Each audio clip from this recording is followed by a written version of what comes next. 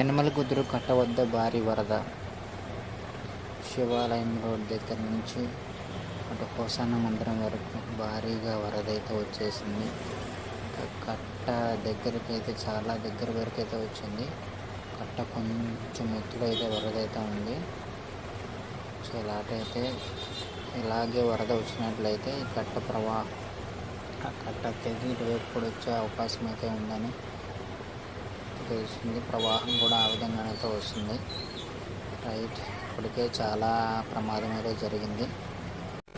ప్రకాశం barrage వద్ద 11 లక్షల క్యూసెక్లతో ప్రకాశం బ్యారేజ్కి 70 గేట్లు ఎత్తివేసి అయితే ఆ యొక్క వరద నీటిని అయితే రిలీజ్ చేస్తున్నారు. ఆ యొక్క ప్రభావం వల్ల కొన్ని సంవత్సరాల తర్వాత చాలా 2009లో ఈ విధంగా అయితే వరద అయితే వచ్చింది యనమలకుదురు కట్ట వద్దకి.